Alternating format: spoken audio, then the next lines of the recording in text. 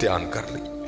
اور مجھے میرے سیدی نے، کیونکہ میں ڈاکٹر بھی ہوں حکیم بھی ہوں لیکن میں پریکٹس نہیں کرتا، ایک دو سلسلے ہیں اللہ میرے اندر سے وہ نکال دے، اس دن نصیبی حضرت بہ جاؤں گے. پھر جب میں نے یہ دونوں کورس کر لیے تب مجھے سیدی نے بات سنائی. آپ فرمانے لگے کو بزرگ تھے ساتھ حکمت بھی کرتے تھے. مریض آتے تھے ان کے پاس، وہ کو مریض آئی نوجوان لڑکی تھی، جب انہوں نے نبض پکڑی نا تو شیطان تھوڑا سا غلبہ کر گیا، اور نبض پڑھتے ہوئے پکڑتے ہوئے اندر تھوڑا سا غلط خیال آیا، لیکن ساتھ ہی رحمت ہو گئی. ہوئے دھیان کر ہوئے اللہ ویکھدا بھی، نبض چھوڑ دی، نبض چھوڑ دی، بس خیال ہی گزرا. پہلا شیطان کی طرف سے آیا، دوسری اوپر سے مہربانی ہو دھیان کر. علم یا علم بھی ان اللہ یرا، کیا تو نے نہ جانا کہ خدا دیکھ رہا ہے؟ پتر کی کر دے ہو، ماں باپ آتے ہیں تو چینل بدل دیتے ہو، اور ایک دفعہ کہتے ہو حضور حاضر و ناظر ہیں، وہ خیال نہیں آتا کہ حضور بیٹھے بھی دیکھ رہے ہیں کہ میں نیٹ پہ کیا دیکھ رہا ہوں؟ کیوں بھول جاتے ہو ہمارا اللہ بھی دیکھ رہا ہے کہ میں نیٹ پہ کیا دیکھ رہا ہوں؟ خیال گزرا، ساتھ ہی خیال علم یا علم بھی ان اللہ یرا ربنا انک تعلم ما نخفی وما نعلن وما یخفی علی اللہ من شیء فی الارض ولا فی السماء. کوئی چیز ہاں زمین کے اوپر ہے ہاں نیچے ہے، کوئی چیز بھی اللہ سے نہیں چھپی. خیال آیا چھوڑ دی. لیکن جیسے میں نے کہا نا حضرت دین ہے ضرور گھوم کر آئے گا. تب گھروں میں ٹینکیاں شینکیاں نہیں ہوتی، تب جس ماشکی جس کو ہم ذاتی زبان میں کہتے ہیں وہی گھروں میں پانی دینے آتے تھے. گھر ان کی بیوی تھی، وہ پانی دینے کے لیے آیا، ماشکی پانی بھر کے نا جب وہ جانے لگا تو اس نے ہاتھ پکڑ دیا ان کی بیوی کا. انہوں نے اتنے پھڑیا، ادھر ماشکی نے کار پھڑ لیا. وہ بیوی آگے سے ہاتھ چھڑا کر کہتی ہے وہ پتر کی ہو گئے. اس کو بھی خیال آیا، وہ روتا ہوا بھاگ گیا. اتنے وہ بھی بہ کے چنگا روئے دے، اکھاں لال کیتیاں، گھر مائی بھی بڑا روئی. ساری زندگی لنگ گئی ہے، بڈھے ویلے کی ہویا انہیں کی ہاتھ پھڑ لیا. وہ بھی بڑا روئی ہے.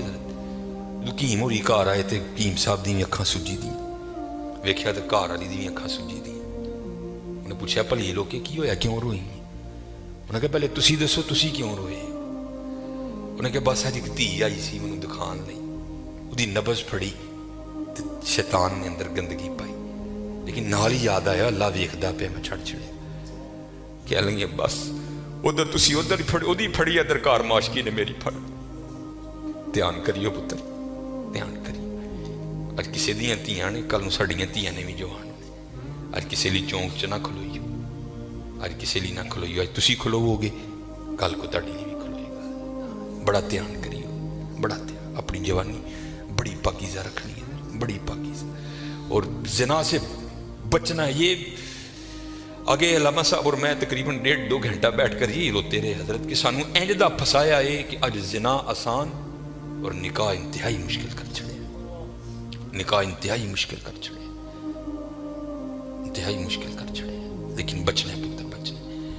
زنا ایک ایسا گندہ گناہ ہے، میں نے حدیث مبارکہ پڑھی کہ اگر کسی سے یہ گناہ سرزد ہو گیا نا، اس نے معافی مانگی اللہ نے اسے معاف کر دیا، لیکن پتہ پھر بھی اس کو سزا کیا ملے گی کہ جنت میں اللہ جل شانہ زانی سے کہیں گے کبھی تو میرے سامنے نہ آنا. زانی کو ہمیشہ کے لیے دیدار الہی سے محروم کر دیا جائے.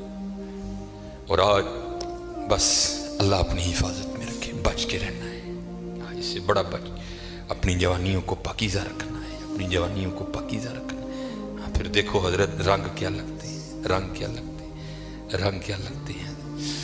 یہ سکندر 21 سال کی عمر اور 5 براعظم فاتح. زندگی نے ساتھ نہیں دیا، سانپ نے اس کو ڈس لیا تھا. اور ارسطو نے سکندر کا ٹریٹمنٹ کیا. جب ارسطو نے دیکھا نا کہ سکندر کا وجود اب نیلا پڑ رہا ہے تو وہ سمجھ گیا کہ زہر اب پورے وجود میں سرایت کر چکا ہے. تو اس نے وہاں سکندر کو کہا سکندر تو بچے گا نہیں، صرف چند گھڑیوں کا تو مہمان ہے. تو وہاں تاریخ لکھتی ہے کہ سکندر نے اپنے وزیر کو بلایا اور بلا کر کہ عیسائی مذہب تھا سکندر کا. وہ کہنے لگا کہ جب مجھے کفن دو گے نا تو ڈائریکٹ مجھے دفنانے کی نہ لے کر جانا، بلکہ اس طرح کرنا کہ دائیں بائیں سے میرا کفن پھاڑ کے نا میرے ہاتھ کفن سے باہر رکھنا. اور کرنا کیا، مجھے پورے شہر یونان کے چکر لگوانا. تو وزیر پوچھتا ہے سکندر وہ کیا، اس میں کیا راز ہے؟ تو کہتا ہے میں جاتے ہوئے ان لوگوں کو سبق دینا چاہتا ہوں، وہ اس دنیا سے جی نہ لگانا. دیکھو آج 15 लाख मुरब्बा मील फतह करने वाला सिकंदर इस दुनिया से खाली जा रहा है। और चलियो, वो कुछ नहीं लेकर गया, हम क्या लेकर जाएंगे यहाँ। और फिर यहाँ किसी ने बड़ा खूबसूरत लिखा था, ये वो बाग है जिसके हजारों माली थे। ध्यान रखना हजरत, ये हमें बड़ा वहम पड़ गया है, मालिक मालिक हम नहीं है हजरत। ये उलमा बैठे हैं, उसने कुरान करीम में कब कह दिया कि तुम मालिक हो?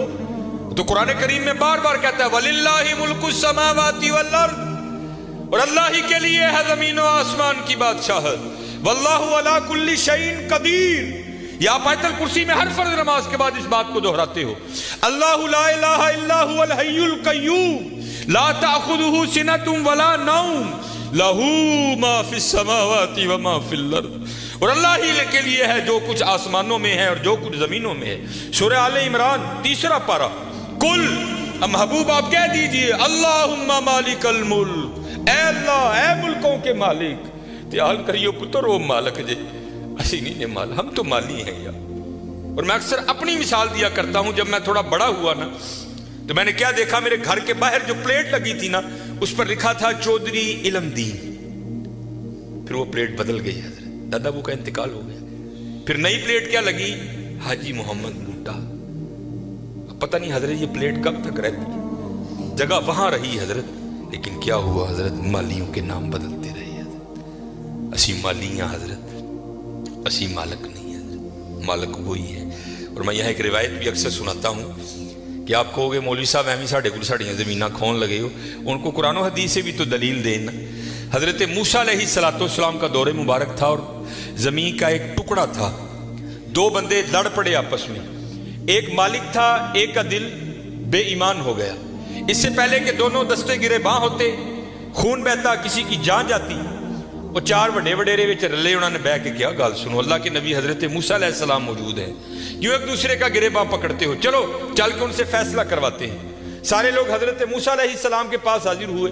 अर्ज की हुजूर जमीन का टुकड़ा है, ये दावा करता है ज़ैद के मेरा है, बकर कहता है मेरा है, आप अल्लाह के नबी हैं, आप फैसला फरमाएं किसका है। कुछ ऐसे होते हैं ना जिनको अदब अदाब की आगाही नहीं होती कोई भी, वहां भी एक ऐसा बैठा था। हजरत मूसा अलैहिस्सलाम से अर्ज करता है हजरत इंज करो, कल्ला कल्ला करके ना उन्हें साइड पे ले जाओ, दोनों की बात सुनो, हकीकत हाल आप पर वाज़ेह हो जाएगी। हजरत मूसा अलैहिस्सलाम जलाल में आ गए। आपने फरमाया मैं अल्लाह का नबी हूं, मुझे इस बात की जरूरत नहीं कि मैं कल्ला कल्ला करके इनकी बात सुनूं, मुझे अल्लाह ने ये ताकत दे रखी है, मैं जमीन के टुकड़े से पूछ लूंगा, बता तू दोनों में से किसका है। आपने सबको इकट्ठा किया और लेकर चले गए। जमीन के उस टुकड़े पर खड़े हुए, फरमाया ये ज़ैद दावा करता है तू मेरा है, बकर दावा करता है तू मेरा है, अल्लाह के नबी हजरत मूसा तुझसे पूछते हैं बता तू किसका है। तो तफसीर में लिखा है कि वो जमीन का टुकड़ा बोल उठा। पहले हजरत मूसा अलैहिस्सलाम को सलाम अर्ज की और सलाम अर्ज करके अर्ज करता है हजरत ये दोनों झूठे हैं, ना मैं इसका हूं ना मैं उसका हूं, इनको को तैयारी करें, ये दोनों मेरे हैं। हसी हजरत केड़े वहम च पे दे ते हकीकत क्या है। ये वो बाग है जिसके हजारों माली थे, सिकंदर जब इस दुनिया से गया दोनों हाथ खाली थे। हाँ हजरत ध्यान करियो, खाली आए हैं और खाली ही यहाँ से जाएंगे। हाँ जाएगा क्या, अच्छे और बुरे अमाल साथ जाएंगे। हजरत हुण तुहाडी मर्जी है हजरत, जिदा मर्जी ढेर ला लो हजरत, लेकिन हजरत जी चंगा ही ढेर लाइयो, मंदा ना लाइयो। ये सियालकोट जाओ तो आपने हकीम अब्दुल हई रहमतुल्लाहि तआला का डेरा देख रखा है, ये सिटी सेंटर के थोड़ा सा आगे है। कितनी मौके की जगह है हजरत, हमने तो खैर नहीं देखा, लेकिन मैंने वो इंजीनियर देखे हैं जिन्होंने हकीम साहब से कहा ना, इंजीनियर था, हकीम साहब का मुरीद हुआ, तो अपने पीर से प्यार था ना, तो अर्ज करते हैं कि हकीम खादिम अली रहमतुल्लाहि तआला कहने लगा हकीम साहब बड़ी मौके की जगह है, सड़क के उत्ते तुसीं जे किते रोड 'च भी जाके बवोगे ना तो दुनिया ने उत्थे भी आ जाना है, मैनूं इजाजत दो हाँ मैं नक्शा बनावा ते इत्थे सोहना प्लाजा बनाइए। तो हकीम साहब फरमान लगे ओ बाबा जी रहन दे, कह लगा नहीं जनाब प्लाजा बनाने। आप फरमान लगे यार असी बना लेना ही, लेकिन एक गल सुनी सी तां नहीं बनाया। वो कहते हजरत मशवरा करें ना, शायद बात की हकीकत कुछ और हो, क्या बात सुनी है, क्यों नहीं आपने बनाया। आप फरमान लगे यार अही सुने आए नाल नहीं लैके जान देंगे, असी तां नहीं बनाया। कैसे लोग थे यार, कितना तकवा था उन लोगों में, इस जानब तवज्जो ही नहीं की हजरत, तवज्जो की तो सिर्फ अल्लाह की तरफ की है। توجہ کی تو صرف حضور کی غلامی کی جانب کی ہے، اس جانب آئے ہی نہیں. اور حضرت جو اس کی جانب جائے گا نا، دنیا تو آٹومیٹک اس کے پیچھے آئے گی. مولانا روم رحمۃ اللہ تعالیٰ نے بڑی خوبصورت مثال لکھی، بڑی خوبصورت مثال. آپ فرماتے ہیں کوئی بزرگ بیٹھے تھے، ان کے سامنے سے نا بندہ بھاگتا ہوا گیا، افیادہ نسیہ پہ جائے. اگلے دن پھر بیٹھے تھے، پھر بھاگتا ہوا گیا. تیسرے دن پھر بیٹھے تھے، پھر گیا. چوتھے دن جب گزرا نا، آپ نے پکڑ لیا اسے.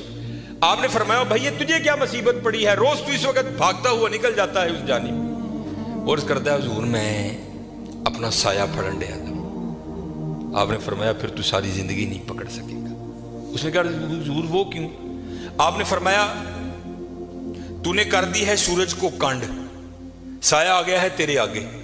اب سورج کو کانڈ کر کے جتنا مرضی بھاگ، کیونکہ سایہ آگے ہے، وہ بھاگتا رہے گا تو اس کے پیچھے بھاگتا رہے گا، پکڑ نہیں سکتا. ہاں ایک کام کر لے، پکڑ پھر بھی نہیں سکے گا، لیکن پھر یہ ہوگا کہ تو سایہ کے پیچھے نہیں بھاگے گا، سایہ تیرے پیچھے بھاگے گا.